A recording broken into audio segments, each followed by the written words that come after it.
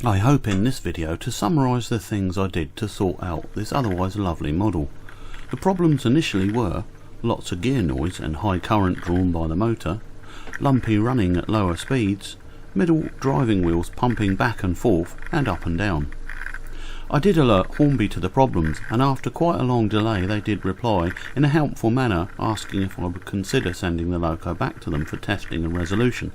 However, as I had made progress and already fitted extra details, I decided to press on and try and fix them myself. I think I have done so this is what I did.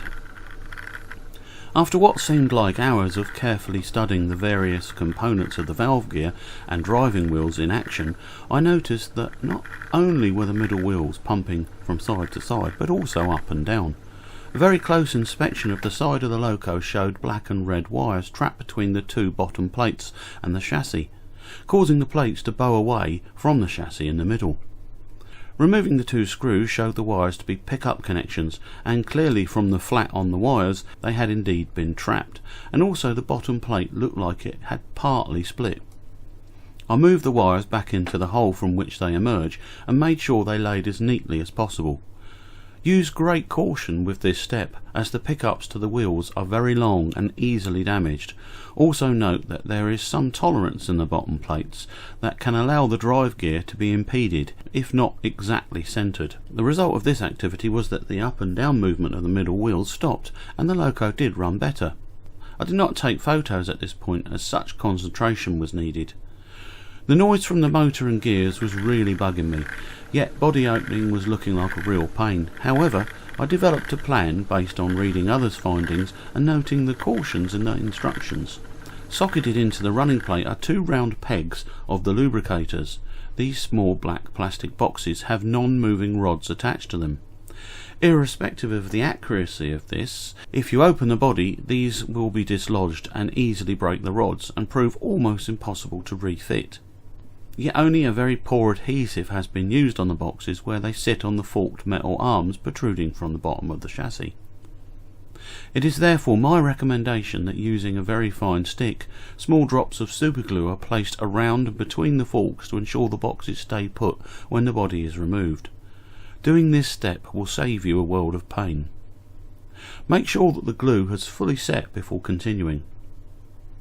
Remove the front bogie of the loco by undoing the two screws.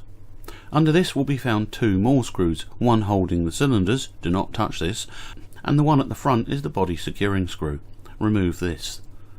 Now before we start, look at the wires from the loco to the tender. Note how they emerge from the loco.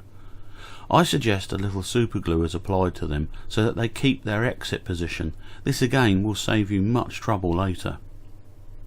Remove the plug from the tender and set the tender aside. Now, using all the care you can muster, gently prise the front of the chassis downwards. The instructions say that at the same time you should pull forwards from the back of the chassis. However, in reality there is virtually no movement. Ensure your lubricator boxes are clear of their mounting holes. Continue to prise the front down and it will suddenly relent and come away. This needs to be done with the utmost care and smoothness. Inside, I discovered that the wires soldered to the motor connectors had been covered with sleeving and then rammed inside the body, undoubtedly making the body harder to get off. I cut the sleeving away and reflowed the solder joint, making it flatter. I then noticed that the metal plate that secures the worm was slightly askew. I removed the screw from this and lifted off the plate. You can then see all the gears. Grease had been sprayed around the inside of the cover and a little had hit the worm. However, the next gear down was bone dry, as was its bearing in the chassis. Hob E-Lube gear grease was added to all points, including the chassis bearing. The cover refitted easily and properly. I've no idea why it wasn't on correctly in the first place. Take this opportunity to gently tug on the black and red wires that go down to the pickups. Refitting the body is a right pain. Under the cab is a slot that the lug on the chassis fits into. It is still a very tight fit. Offer the chassis back into the body and check the lubricator boxes will engage into their holes.